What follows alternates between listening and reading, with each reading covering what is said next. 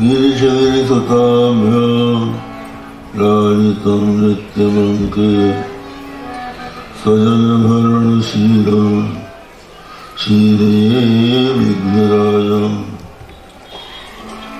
योऽन्तःप्रविश्य वासवां प्रसुप्तां सञ्जीवयत्यखिलशक्तिधरस्वधाम्ना अन्याश्चात्तशरणश्रवणत्वगादीन्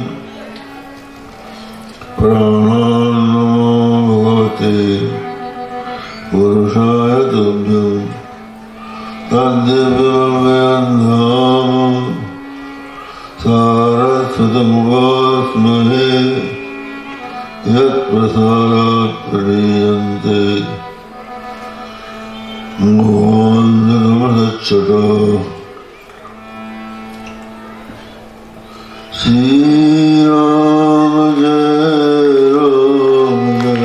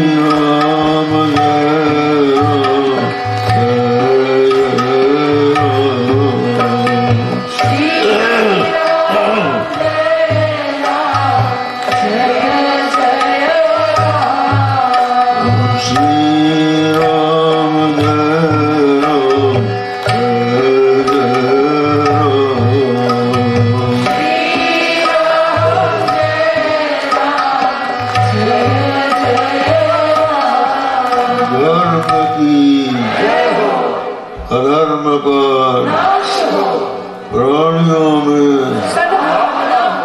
विश्व का गो माता की गो हत्या हर हर महादेव। समवस्थित विद्वद्वृंद देवियों सज्जनों, आज से श्रीमद् भागवत महापुराण ज्ञान यज्ञ का प्रारंभ होने जा रहा है। भगवान शब्द बहुत ही व्यापक अर्थ रखता है। वदन्ति तत्तत्त्वं विदस्तत्त्वं यज्ज्ञानमद्वयम् ब्रह्मेति ब्रह्मेति भगवानिति भगवमेति परमात्मेति भगवानिति शब्दते। वदन्ति तत्तत्त्वविदस्तत्त्वं यज्ज्ञानमद्वयम्। तत्ववेत्ता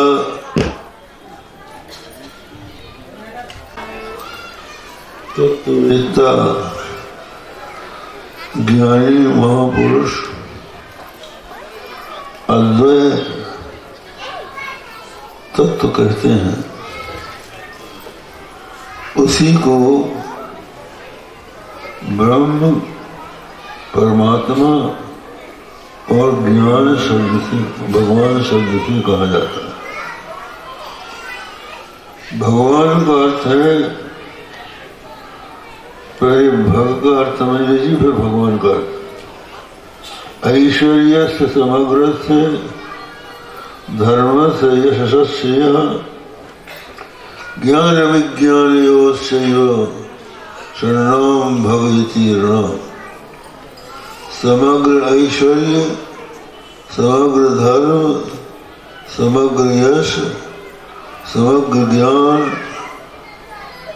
और समग्र वैराग्य, ये भग कहलाते हैं। और इसके आगे मत प्रत्यय है। तो लिखा है भूम निंदा प्रशंसा दो नित्य योग की शाही ने संबंधित विवक्षायाम भवंती मधुपादया। अधिक अर्थ में, निंदा के अर्थ में, प्रशंसा के अर्थ में और नित्य योग के अर्थ में ये मत प्रत्यय होता है। तो यहाँ नित्य योग में मत प्रत्यय है, जिनमें ये 6 भाग निरंतर रहे, नित्य रहे, उनको भगवान कहते हैं। और उन्हीं भगवान को जब हम माता के रूप में देखते हैं तो वही भगवती कहलाते हैं। दोनों में कोई अंतर नहीं है। भाति सर्वेषु वेदेषु गतिर्यस्य दुरतया वरिष्ठ सर्वशास्त्रेषु तत्वं परम योगिनाम। ये जो भगवान है, उन भगवान का ही एक स्वरूप है जिसको हम लोग भागवत कहते हैं।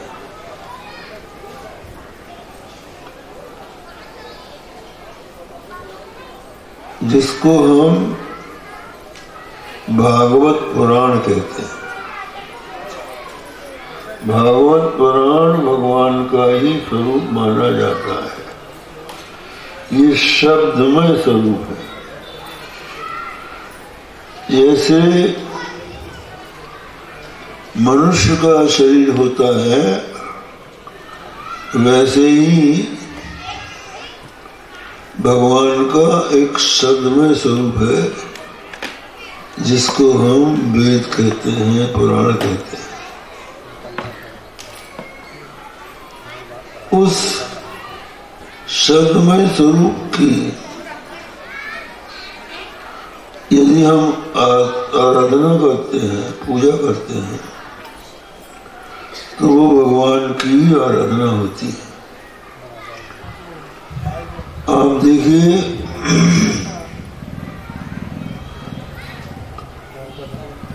ये माना जाता है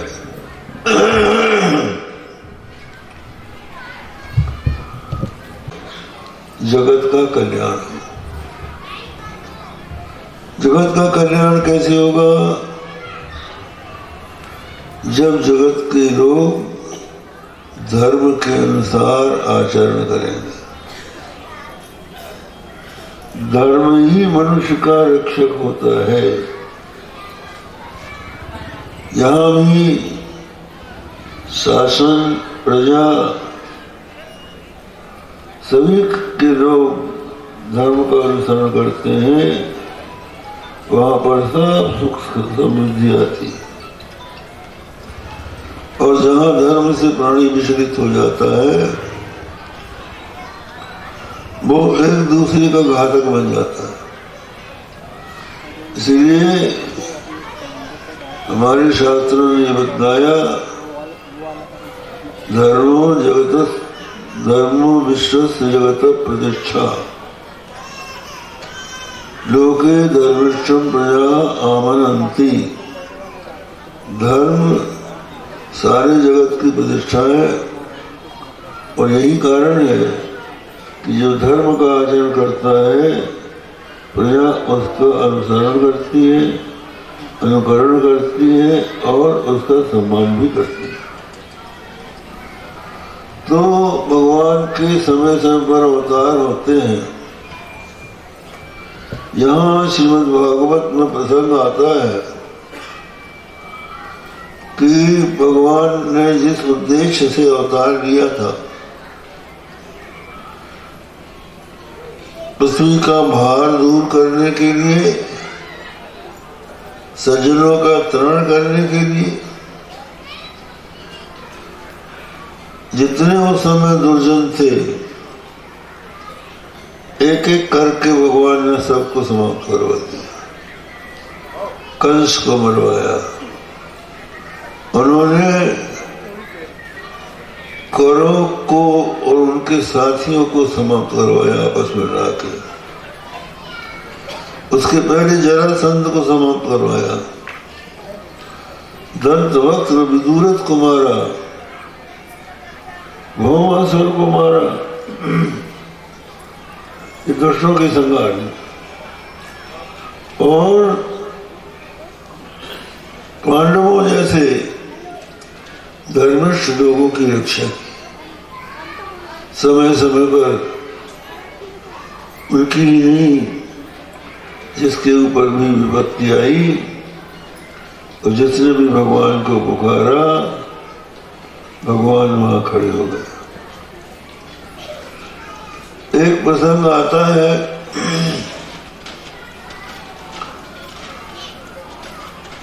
दुर्योधन पांडवों को वनवास दिलाकर ही संतुष्ट नहीं हुआ, वो चाहता था कि पांडवों का विनाश हो जाए। तो उसने एक उपाय किया। उस समय एक ऋषि थे, दुर्वासा ऋषि। दुर्वासा ऋषि बड़े क्रोधी थे, जरा सी भी कोई न्यूनता त्रुटि रह जाए तो श्राप दे देते। तो दुर्योधन ने उनका चातुर्मास कराया। चातुर्मास खूब सेवा की, खड़े रहता था, जो उनकी इच्छा वो बना के खिलाता था, एक भी गलती नहीं होने दी। तो दुर्वासा प्रसन्न हो गए, बोले वरदान मांग। दुर्योधन की नजर तो पांडवों के विनाश में थी। इधर क्या हुआ कि जब पांडव बल चले गए, जुआ में हार गए, तो उनके साथ उनके पुरोहित दो में भी गए और ऋषि मुनियों का सत्कार जैसा वो पहले करते थे राज्यकाल में, वैसे उस समय भी करने लगे। जो भी आता था संत महात्मा ब्राह्मण, उसको भोजन के लिए पूछना, उसको खिलाना पिलाना। इसके लिए सूर्य नारायण की आराधना करके उन्होंने एक बटडोही प्राप्त कर ली थी। उस बटडोही से अनेकों प्रकार के व्यंजन निकला करते थे, और जब तक द्रौपदी न खा ले तब तक वो उस दिन व्यंजन भोजन देता था, उसके बाद में दूसरे दिन देता था। बर्तन के मंजाने के बाद फिर उस दिन नहीं मिलता था। दुर्योधन ने ये वरदान मांगा कि जिस समय द्रौपदी भोजन कर रहे, उसको पता लग गया था द्रौपदी भोजन कर रहे, बर्तन बन जाए तो तुम 10,000 शिष्यों के सहित पांडवों से भिक्षा मांगो, और नहीं देंगे तो शाप दे दे। वो अपने हो जाते ही था। दुर्वासा जी ने कहा तो चले गए। द्रौपदी भोजन करके उठी थी और दुर्वासा जी पहुंच गए। राजा युधिष्ठिर प्रणाम करके उठ के प्रणाम किए। आइए भगवान क्या आज्ञा है? बोले हम आज तुम्हारे यहाँ भिक्षा करेंगे 10,000 शिष्यों के साथ। अब युधिष्ठिर ने द्रौपदी को बुलाया द्रौपदी भोजन तैयार करो, 10,000 महात्माओं को भोजन देना है। द्रौपदी रोने लगी, हाय अब तो मैं भोजन कर चुकी, कहां से लाऊं। और आप देखिए गृहस्थी का जो भार है, गृहस्थ की जो प्रतिष्ठा है वो उसकी पत्नी पर होती है। यदि पत्नी सुरक्षण होती है तो घर की इज्जत बचती है, और अगर वो न रही तो घर की इज्जत चली जाती। अब आप कल्पना कीजिए, आपके यहाँ कोई अतिथि आया, अभ्यागत आया, रिश्तेदार आया, आपने अपनी पत्नी से कहा चाय मांग बना के ले आओ, और वो कहने लगे कहाँ शक्कर रखी है, यहाँ कहाँ हमारे यहाँ पत्नी रखी है, बाजार में से मंगवा लो, बस नहीं। द्रौपदी ने कहा मैं तो खा चुकी हूं। तो पांडव बड़े दुखी हुए और भगवान श्री कृष्ण का स्मरण किया कि आज हम गए, इस मुनि के हिसाब से ये क्रोधी है, हमारा विनाश हो जाएगा। पर क्या होगा, घर घर घर की आवाज सुनाई पड़ी, लगा कोई रथ आ रहा है। आंख बंद हो गई, सुनने लगे किसका रथ है। इतने में देखते हैं श्री कृष्ण का रथ चला आया। रथ के आते ही उनके जैसे प्राण आए हों। सबने उठ के पांडवों ने सत्कार किया। युधिष्ठिर और भीम को भगवान श्री कृष्ण ने प्रणाम किया, और अर्जुन गले मिले, नकुल सहदेव ने भगवान को प्रणाम किया। इतने में द्रौपदी आई। भगवान ने कहा द्रौपदी भूख लगी है, भोजन ला। हाय तुम मुझे संकट में डाल रहे हो, मैं भोजन कहाँ से लाऊं। मैं तो आज खा चुकी, बर्तन भी मान चुकी हूँ। भगवान ने कहा ये बर्तन तो ना देखूं कुछ होगा। द्रौपदी ने वो खाली बर्तन ला के दिखाया। भगवान ने देखा तो उसमें एक पत्ती चिपकी हुई थी शाक की, तो उसी को मुंह में डाल लिया। जैसे ही भगवान ने पत्ती खाई और तृप्त हुए, तीनों लोग तृप्त हो गए, क्योंकि भगवान का सर्वरूप है। एक शाक की पत्ती खाकर त्रिलोकी को तृप्त करने वाले श्री कृष्ण ने पांडवों की रक्षा की। ऐसे ही जब जब भी भक्तों के ऊपर सब विपत्ति आई, आप श्रीमद् भागवत में कथा में सुनेंगे, भगवान ने सबकी रक्षा की। जब कार्य पूरा करने के पश्चात भगवान अपने गोलोक धाम जाने को प्रस्तुत हुए, तो उद्धव ने कहा महाराज आप मत जाओ, आपके रहने से कलयुग नहीं आ रहा है, आपके रहने से धर्म स्थिर है, प्रजा की रक्षा हो रही है। आप भक्तों के लिए निर्गुण से सगुण बने हो, निराकार से साकार बने हो, मत छोड़ो पृथ्वी। भगवान ने कहा मैं तुम्हारे लिए एक साधन छोड़ देता हूँ, मैं भले इस रूप से चला जाऊं, लेकिन मेरा एक शब्दमय वांगमय रूप रहेगा, उसका नाम भागवत होगा, और वो मेरी जगह तुम्हारी रक्षा करेगा। तो बंधु, वो श्रीमद् भागवत ऐसी है जिस भागवत को पढ़कर और सुनकर लाखों लोगों का कल्याण हो चुका है। न जाने कितने लोगों की विपत्तियां दूर हो चुकी हैं। इसीलिए आप देखिए, जहाँ मंदिर होता है हम भगवान की मूर्ति की पूजा करते हैं, और जहाँ मंदिर नहीं होता वहीं पोथी रखी है, पुस्तक रखी है, उस पुस्तक को ही कृष्ण मानकर उनकी पूजा करते हैं।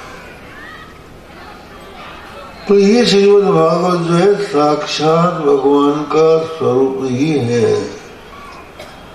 इसके श्रवण से, इसके वर्णन से कल्याण होता है। ये वासुदेव कथा है। आप देखिए, इसमें आपके गुरुधाम और आसपास के ग्राम के निवासी बड़े बड़े प्रतिष्ठित लोग, सामान्य लोग, गरीब लोग, अमीर लोग, ये सब शामिल हुए हैं। हमसे लोगों ने कहा कि महाराज वहाँ आपकी कथा होनी चाहिए, तो हमको लगा कि इनकी बात पूरी की जाए। तो ये अग्रसर हो गए, और लोगों ने हमसे कहा कि सब लोग तैयार हैं, एक की कथा नहीं है, जिसकी जो शक्ति है वो इसमें अर्पित कर रहा है, और बहुत से लोग सुनने को भी तैयार हैं। तो ये पवित्र कार्य आपने किया। और दूसरे जो यहाँ विद्वान बैठे हैं, पंडित बैठे हैं, श्रीमद् भागवत का पारायण कर रहे हैं, इन शब्दों का उच्चारण करेंगे, और जो संकल्प देंगे, जो ये यजमान बनेंगे, ये तीनों पवित्र हो जाएंगे। वासुदेव कथा प्रश्न पुरुषांस्त्रीन पुनाति भक्तारम पृच्छकम श्रोत्रीन तत्पाद शरीरम यथा।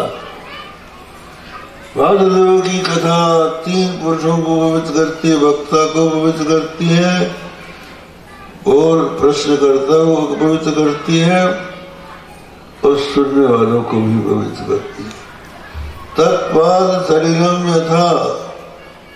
भगवान वामन ने जब त्रिविक्रम रूप धारण किया,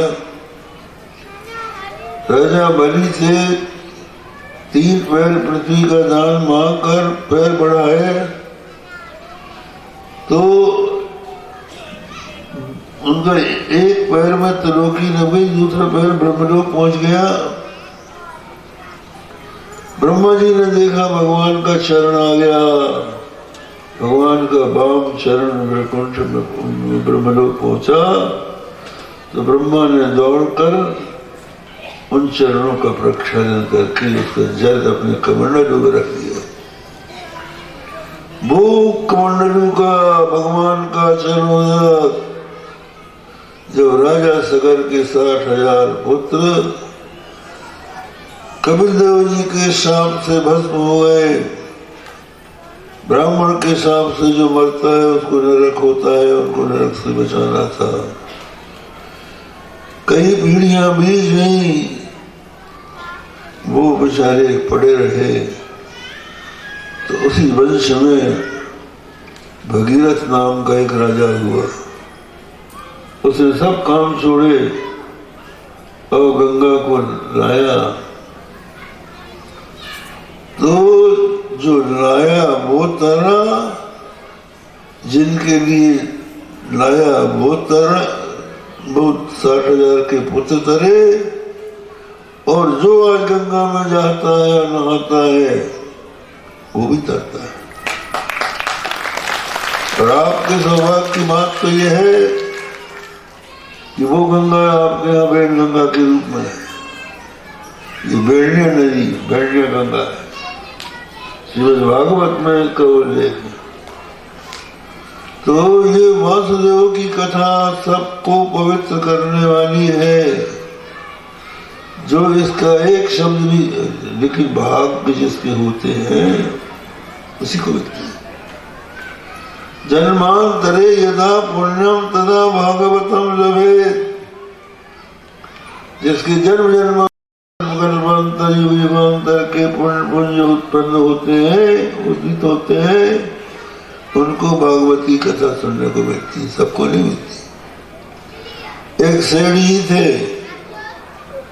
सेठ जी बहुत पैसे वाले थे, लेकिन बुद्धि मरीज थी।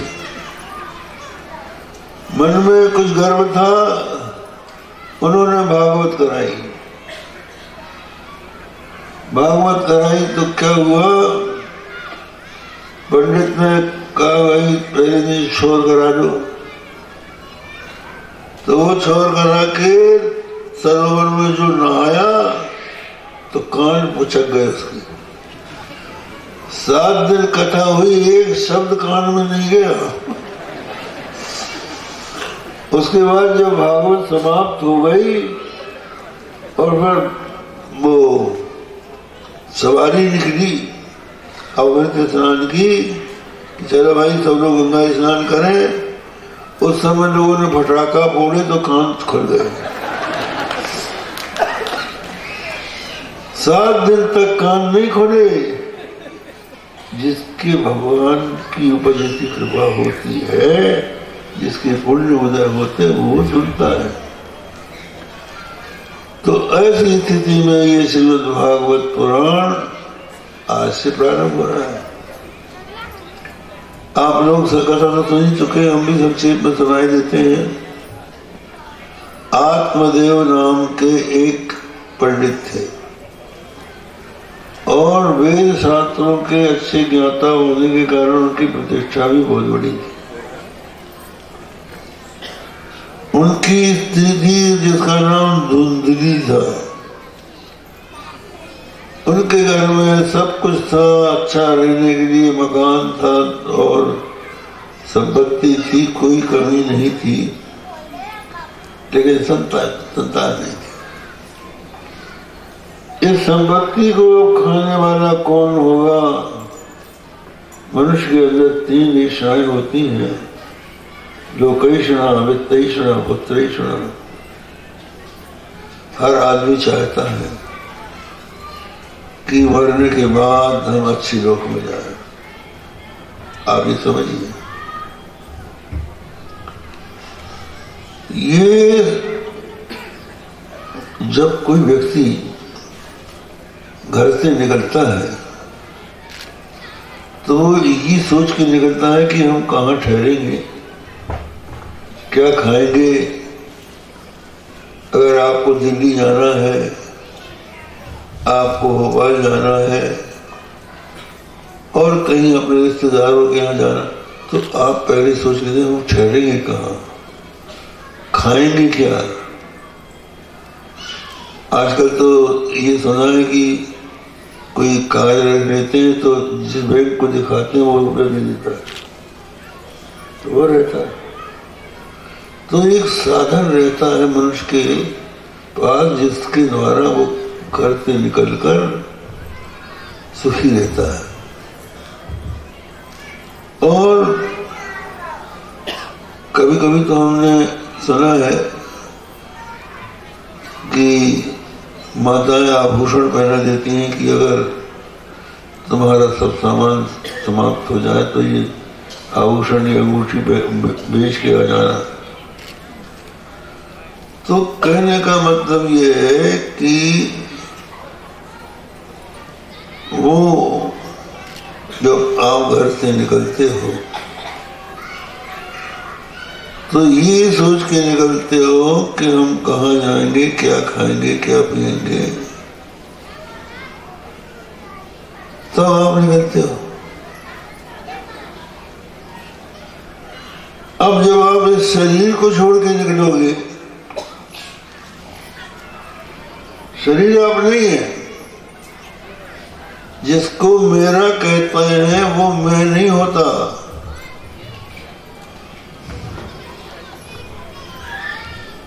मेरी घड़ी, मेरा मकान, मेरी दुकान, मेरी गाय, मेरा बैल, जिसको मेरा कहते हैं वो मैं नहीं है। इसी तरह हम कहते हैं मेरा शरीर, मेरे हाथ, मेरे पैर, मेरी आँख, ये भी हम नहीं, मेरे प्राण, ये भी हम नहीं। हम इनके स्वामी, इनके अधीक्षक हैं। तो इनके न रहने पर भी हम रहेंगे। जब हमारे परलोक की यात्रा होगी तो हम वहां क्या खाएंगे? कौन हमारी रक्षा करेगा? तो वो उपाय है कि इस जीवन में आप धर्म करो। आपका किया हुआ धर्म परलोक में आपकी सहायता करेगा। आपने यदि यहाँ वृक्ष लगाए हैं तो वृक्षों की छाया मिलेगी। अगर धर्मशाला बनाई है, महात्माओं की कुटी बनाई है तो धर्मशाला मिलेगी। आपने यदि भूखे को भोजन कराया है तो भोजन मिलेगा। प्यासे को पानी पिलाया है तो आपको पानी मिलेगा। तो ये सब जो मनुष्य के यहाँ जीवन के अच्छे कर्म है वो मरने के पश्चात उसकी सहायता करते हैं। तो ये श्रीमद् भागवत की कथा भी एक धर्म है। यदि आप इसके शब्दों को सुनेंगे, इसका आयोजन करेंगे तो निश्चित रूप से मरने के बाद भी आप दुखी नहीं होंगे। हमने बताया लोकेशना, प्रत्येक व्यक्ति चाहता है कि मरने के बाद उत्तम गति प्राप्त हो। दूसरे वित्तैषणा, मनुष्य चाहता है कि हमारे पास संपत्ति हो जाए। पहले लोग संपत्ति इकट्ठी करते थे, इसलिए करते थे कि संपत्ति हो जाएगी तो जगन्नाथ जाएंगे, अटका चढ़ाएंगे, बद्रीनाथ जाएंगे, रामेश्वर जाएंगे, गंगोत्री का जल चढ़ाएंगे और कोई यज्ञ करेंगे, ब्राह्मणों को भोजन कराएंगे, गरीबों की सेवा करेंगे, गुरुओं की सेवा करेंगे। तो धन पहले इसलिए लोग करते थे, अब वो तो चला गया। अब धन अगर होता है तो चुनाव लड़ते हैं और करोड़ रुपया खर्च कर देते हैं और हार भी जाते हैं, कभी जीत भी जाते हैं। लेकिन ये सब का सब यही रह जाने वाला है। जो आज आप अर्जित कर रहे हैं, करने जा रहे हैं, वो आपके साथ जाए। पुत्र भी मनुष्य इसलिए चाहता था कि अभी भी चाहता है कि मरने के बाद मेरा अधूरा काम ये पूरा करेगा। घर में आए हुए अतिथियों का सत्कार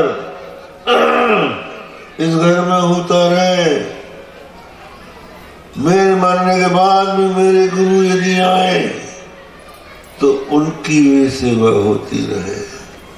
इसलिए लोग चाहते हैं कि पुत्र हो जाए। अपुत्र से गतिर नास्ति, क्योंकि जो काम आप कर नहीं सके आपका पुत्र उसको पूरा कर देगा, लेकिन जो आप नहीं कर सके उसको कौन पूरा करेगा। लेकिन ये बात तो समझदारी की तो नहीं है। आप पुत्र के जन्म में अगर रहे और पुत्र को पुत्र निकल गया तो कौन करेगा। आजकल तो यह है कि बाप की संपत्ति के लिए बेटा कचहरी जाता है लेकिन गया में श्राद्ध करने नहीं जाता, कोई अच्छा काम नहीं करता। अब तो ऐसा है, आजकल के लोग हैं, पहले लोग अपने घर के लोग अगर चले जाते थे संसार से तो ब्राह्मण भोजन कराते थे। तो ब्राह्मणों के भोजन क्यों कराते थे? कि ब्राह्मणों के द्वारा हमारे पितरों की तृप्ति हो जाए, जो आत्मा चली गई है वो तृप्त हो जाए। आज के पुत्र कहते हैं ये गिद्ध भोजन है, हम नहीं कराएंगे जयराम जी। तो ऐसे पुत्रों से कोई लाभ नहीं है, और पुत्रों से लाभ भी है। इसकी ये कथा महात्मा में आती है। आत्मदेव नाम के जो ब्राह्मण थे, उनके घर में सारी संपत्ति थी, पुत्र नहीं था, तो बहुत दुखी हुए और सोचा कि प्रोणी दे दे तो अच्छा है। तो घोर जंगल में जाके उन्होंने प्यास लगी थी, पानी पिया और एक वृक्ष के नीचे बैठ के छाए ले रहे थे। इतने में एक सन्यासी पहुंच गया। सन्यासी को देख के ब्राह्मण मात आत्मदेव ने उसको प्रणाम किया और फिर सांस छोड़ी जोरों से। सन्यासी को दया आ गई कि पूछा, अरे ब्राह्मण देवता कैसे तुम दुखी हो रहे हो? क्या महाराज, मैं बिना पुत्र के दुखी हूं और लोग मुझे निपुता कहकर मुझे चढ़ाते हैं। मैं तो अब प्राण देने के लिए आया हूं। तो वो जो सन्यासी थे उन्होंने कहा कि अरे क्या चिंता करते हो, क्यों इसमें पड़े हो? पुत्र से कोई लाभ नहीं है, संन्यास ले लो। संन्यासे सर्वथा सुखम। और तेरे बाल में हमने पढ़ के देख लिया, सप्त जन्मावधि तो पुत्र नहीं बचा। 7 जन्म तक तेरे पुत्र नहीं होगा। तेरे बाल में जो विधाता ने लिख दिया है वो टट नहीं सकता। जो विधाता ने लिख दी छठी रात के अंक, राई घटे न तेरे बड़े रहे जीव निशंक। तो तू अब पुत्र की इच्छा छोड़ और संन्यास लेके अपना कल्याण कर, तो बिना पुत्र के ही कल्याण हो जाएगा। जो भगवान का भक्त किसी कोई कुल में हो जाता है वो कुल को तारता है, और वो अगर नहीं है तो खुद अपने भगवान का भजन करके, भगवान की आराधना करके, धर्म करके स्वयं अपना काम बना ले। किसी दूसरे के भरोसे न रहे, क्योंकि जमाना खराब है, वो पहले से खराब। लेकिन वो कहने लगा कि महाराज संन्यास में तो कुछ नहीं है सुख, जब तक कि पुत्र का आनंद न ले लें हम, संन्यास लेके क्या करेंगे? और आप जब 7 जन्म की बात जानते हो तो पुत्र भी दे सकते हो, तो हमको पुत्र दो, नहीं तो हम तुम्हारे सामने सिर पटक के मर जाएंगे। तो महात्मा जी को दया आ गई। उन्होंने कहा नहीं मानता तो ले फल ले, तेरी पत्नी को खिला दे तो तेरे पुत्र उत्पन्न हो जाएगा। तो बात क्या है? भाग में तो नहीं था। कभी कभी संत महात्माओं का आशीर्वाद भाग्य की रेखाएं मिटा देता है।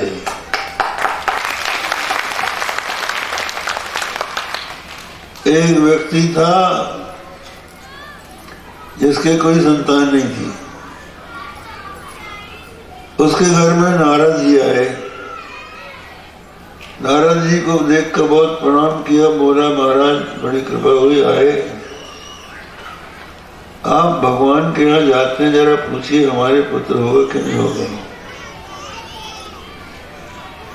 नारद जी बोले आप पूछ के बता देंगे। नारद जी वैकुंठ गए, भगवान से कहा एक ब्राह्मण है, वहां कहता उसके कोई संतान नहीं है, वो पूछना चाहता है कि उसके होगी कि नहीं, का बस 7 दिन नहीं होगी, 7 जन्म नहीं होगी। नारद जी ने आगे उसको सुना दिया, निराश हो गया। लेकिन एक घटना ऐसी हुई, घर में भोजन तैयार हुआ था कि एक सन्यासी आ गया, भूखा था। तो उसने उसको 7 रोटियां खिलाई। तो 7 रोटी खाने के बाद जब सन्यासी ने पानी पिया तो उसने कहा, क्या चाहता है कि हमारा पुत्र चाहता है? कि जा 7 पुत्र होंगे। अब कुछ वर्षों के बाद नारद जी वहां पर पहुंचे तो देखा कि लड़के खेल रहे हैं, कोई इधर जा रहा है, कोई उधर जा रहा है। उससे पूछा, क्यों भाई तुम ये लड़के किसके लिए आए? देखा, तुम झूठे हो, तुमने तो कहा था भगवान कहते हैं कि 7 जन्म तक नहीं होंगे, हमारे तो इसी जन्म में हो गए और 7 हो गए। तो नारद जी को बड़ा दुख हुआ कि हमको झूठा भगवान ने बना दिया। भगवान से जाके कहा, महाराज आपको अगर देने चाहता तो हमको बता देते। कहा, भाई उसके भाग में तो यही था, लेकिन उस महात्मा की जो रोटियां थी उसका जो हृदय का दिया हुआ आशीर्वाद था, उसने ब्रह्मा की रेख में भी मेघ मार दी। तो कभी कभी ऐसा होता है और कभी प्रबल प्रारब्ध होता है तो आशीर्वाद भी काम नहीं करता। उन्होंने एक फल दे दिया, अपनी पत्नी को खिला देना, तो वो ले गया और अपनी पत्नी से कहा, ये फल खा ले तो तेरे पुत्र हो जाएगा, महात्मा का आशीर्वाद। लेके रख लिया और अपनी उसकी बहन थी, सखी भी थी, उसको बुलाया और रोई, कहने लगी, हमारे पति किसी महात्मा का दिया हुआ फल लाए हैं और कहते हैं तू इसको खा ले, तेरे पुत्र हो जाएगा। तो बहन, अगर मैं ये फल खाऊंगी तो मेरे पेट में बच्चा आ जाएगा, तो मेरा पेट बड़ा हो जाएगा, हाथ पैर कमजोर हो जाएंगे, घर का काम कौन करेगा? और मेरी ननद बड़ी छोटी है, वो सब घर का सामान समेट के ले जाएगी और वो प्रसव काल में बहुत दुख होगा, इसलिए मुझे तो बड़ा दुख है, ये फल मैं खाऊं कि ना खाऊं। तो वो वैसी सहेली मिल गई, उसने कहा कि हमारे पेट में बच्चा होने वाला है, तो वो बच्चा हम तुमको दे देंगे, तुम बता देना कि हमारे हो गया। और परीक्षा लेने के लिए गाय को फल खिला दो। तो धुंधली ने गाय को फल खिलाया और उसकी सहेली ने जैसे ही उसका बच्चा पैदा हुआ वो लाके चुपचाप रख गई और इसने अपने पति को खबर दिया कि हमारे सुख से प्रसव हो गया। अब बालक के प्रसंग में बड़ा उत्सव मनाया, बड़ा दान पुण्य किया, सब कुछ किया। अब नामकरण का सवाल आया, नामकरण क्या करें? उन्होंने कुछ नाम दूसरे दिया, लेकिन माता धुंधली थी, कहा हम तो अपने बेटे का नाम अपने मन से लेंगे, हमारा नाम धुंधली तो हमारा बेटा धुंधकारी। तो धुंधकारी पैदा हुआ, उसका बेटा तो था नहीं, चोरी से प्राप्त किया था। और वो जो गाय थी जिसको फल खिलाया, उसने भी एक बछड़ा दिया उसी ने। उसके कान बड़े बड़े थे गाय जैसे, इसलिए वो गोकर्ण उसका नाम हो गया। गोकर्ण पंडितो गानी धुंधकारी महाखरा। गोकर्ण पंडित ज्ञानी हो गया और धुंधकारी महाखर हो गया। जो जिस तरह के संस्कार लेके आता है बचपन से वैसे प्रकट हो जाते हैं। कौन मनुष्य कहाँ से आया है इसका पता ऐसे लगता है। अगर वो प्रसन्न होकर दान करता है, मधुर वाणी बोलती है, गौ ब्राह्मण की रक्षा करता है, परोपकार में लगता है, समझ लो कि ये प्राणी स्वर्ग से आया। पर जो बार बार क्रोध करे, कठोर वाणी बोले, गौ ब्राह्मणों को सताए, दीनों को दुख दे, तो समझ लो कि ये श्रीमान जी नरक से आए। तो वो धुंधकारी जो था महाखर हो गया। खेल खेल में बच्चों को गर्दन दबा के मार डालता था। बड़े उपद्रव उसने किए और फिर उसके बाद जुआ खेलने लगा। जुआ खेलने के साथ साथ चोरी करने लगा। एक दुर्गुण यदि आ जाता है तो उसके साथ सब दुर्गुण आ जाते हैं, और एक छोड़ दो सब चले जाते हैं। एक को छोड़ो सब चले जाते हैं। एक सज्जनों को बता रहे थे हमारे गुरुदेव ब्रह्मानंद जी सरस्वती, ज्योतिष पीठ के शंकराचार्य थे। उनसे एक भक्त ने कहा कि महाराज, हम जुआ खेलते हैं, शराब पीते हैं और वेश्यागमन करते हैं, और आपके चेला बनना चाहते हैं, क्या हो सकता है? ये उनसे प्रश्न किया। तो गुरुजी ने कहा कि तुम हो सकते हो, हमारे चेले बन सकते हो, पर ऐसा काम करेंगे तुम कैसे चेला बनेंगे? गुरु का चेला जो है गुरु जी जैसे आचरण का होना चाहिए, नहीं तो गुरु और चेले में पाप पुण्य आधा आधा बढ़ जाता है। तो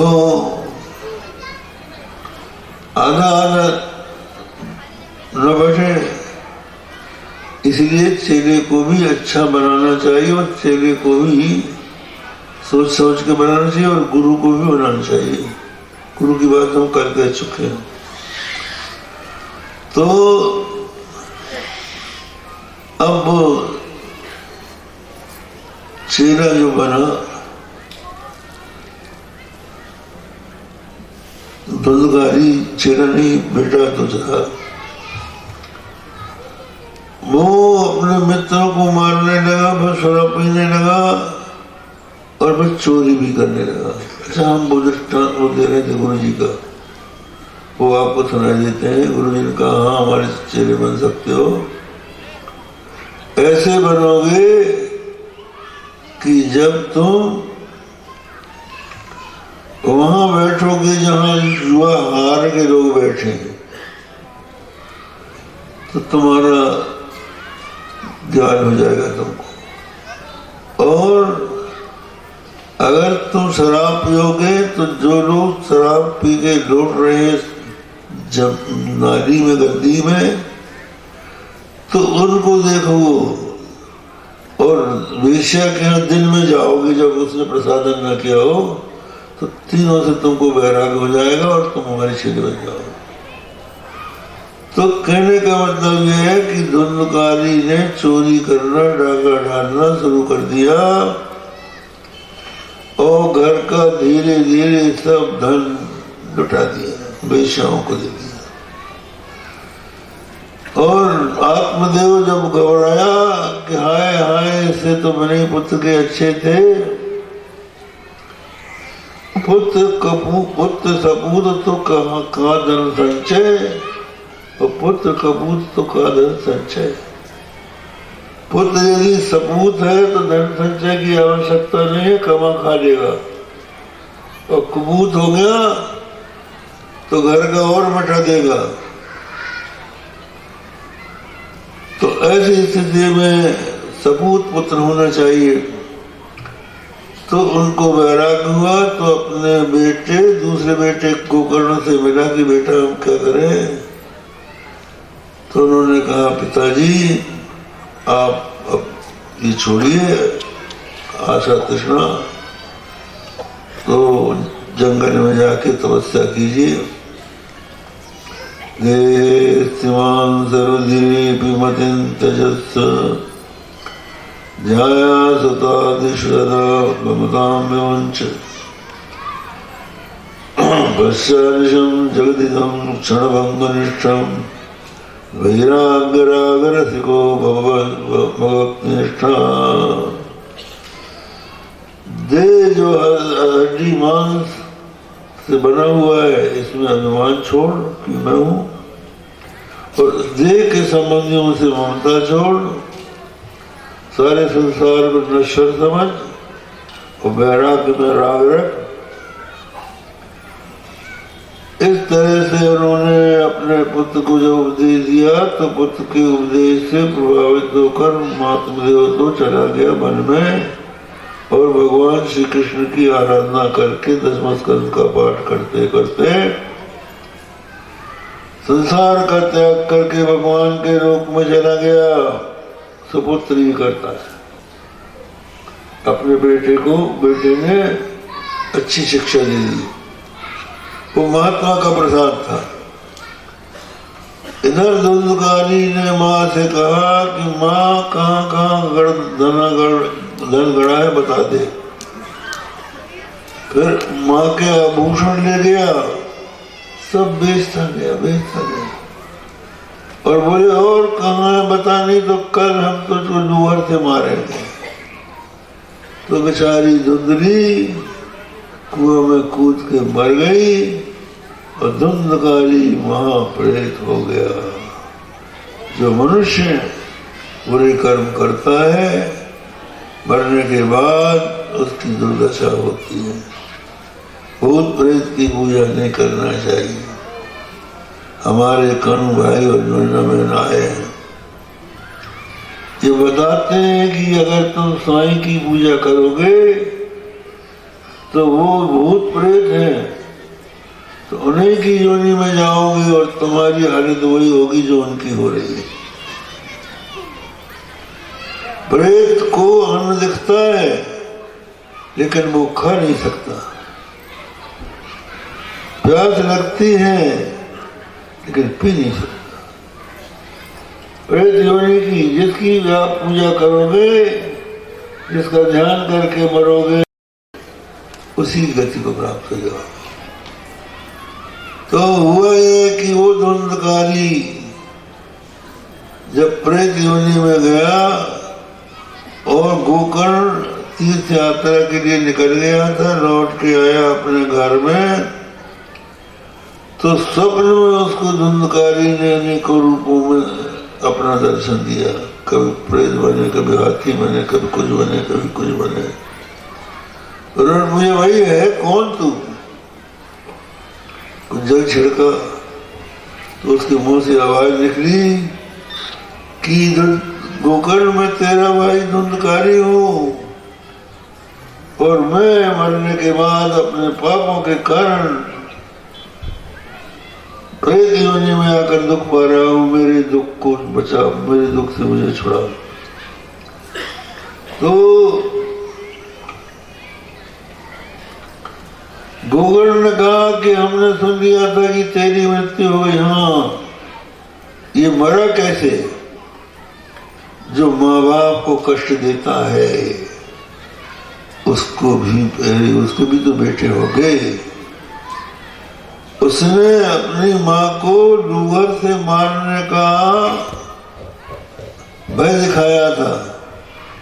अंत में क्या होता है कि माँ भी मर गई कुआं में कूद के, और 5 वेश्याओं को घर में रख लिया और चोरी करने लगा। वेश्याएं किसकी होती हैं?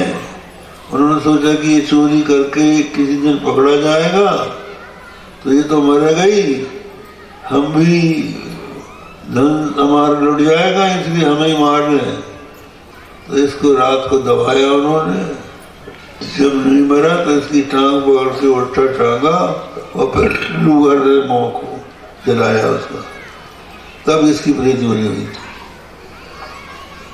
और गोकर्ण ने उसके लिए गया, मैं श्राद्ध किया, बोले भैया मैंने तो तेरे लिए श्राद्ध कर दिया है। बोले गया श्राद्ध सते नापी मुक्ति में न भविष्य थी। सैकड़ों बार गया के श्राद्ध करने पर भी मेरी मुक्ति नहीं हो सकती, कोई और उपाय करो। तो उन्होंने कहा अच्छी बात है, हम कुछ करेंगे। सूर्य की उपासना कर रहे थे, भगवान सूर्य से प्रार्थना की। उन्होंने कहा इसके लिए सत्संग करो, सत्संग से इसका उद्धार होगा। अब सत्संग क्या है? हाँ, सत्संग से उद्धार का उपाय क्या है? तो आकाशवाणी हुई सत्संग, लेकिन वो है क्या? तो अंत में किसी महापुरुष से पता लगा श्रीमद् भागवतान मुक्ति सप्ताहे वाचनम करो।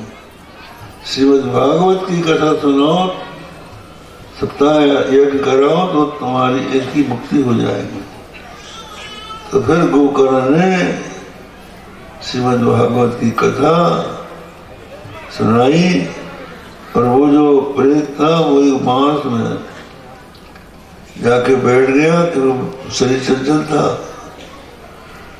एक दिन में एक गांठ फूटती थी, धीरे धीरे 7 दिन में 7 गांठ फूटी, और वो विष्णु का रूप बना के वैकुंठ चला गया। तो गोकर्ण के और भी श्रोता थे, बोले हमारा मोक्ष क्यों नहीं हुआ, केवल इसी का क्यों हुआ? बोले ये आतुर था, आपका भी मोक्ष हो सकता है, आप एकाग्रता से फिर सुनिए। तो उन्होंने फिर दोबारा सप्ताह यज्ञ किया। तो अंत में समस्त ग्रामवासियों के सहित गोकर्ण को वैकुंठ की प्राप्ति हो गई। ये है श्रीमद् भागवत, जिसका श्रवण मनन करने से, इसका आयोजन करने से प्राणी का अद्भुत लाभ होता है। महात्मा इसलिए सुनाया जाता है कि जो काम श्रद्धा से किया जाता है वो फलवान होता है। अश्रद्धयावतम दत्तम तपस्तप्तम कसंचयत असदित्युच्यते पार्थ न च तत्प्रयत्न न। जो अश्रद्ध से हवन करता है, दान करता है, तप करता है, वो असत कहलाता है, उसका फल नहीं होता है। ये श्रद्धा पूर्वक आप 7 दिन तक श्रीमद् भागवत की कथा सुने यहाँ पर, और फिर साथ ही साथ धर्म भी करना चाहिए। यज्ञ में क्या है? यज्ञ उसको कहते हैं जिसमें भूखे को भोजन, प्यासों को पानी दिया जाए। तो जो लोग कथा सुनने आए, यथाशक्ति उनको आदरपूर्वक भोजन कराया जाए, ब्राह्मणों की सेवा की जाए और उनको दक्षिणा दी जाए, और जो मंत्र उपदेश आप सुन रहे हैं उसका मनन करते हुए अपने जीवन को पवित्र बनाए। क्षणों भी सज्जन संगति रेखा भगवत भगवान तरुण नौका।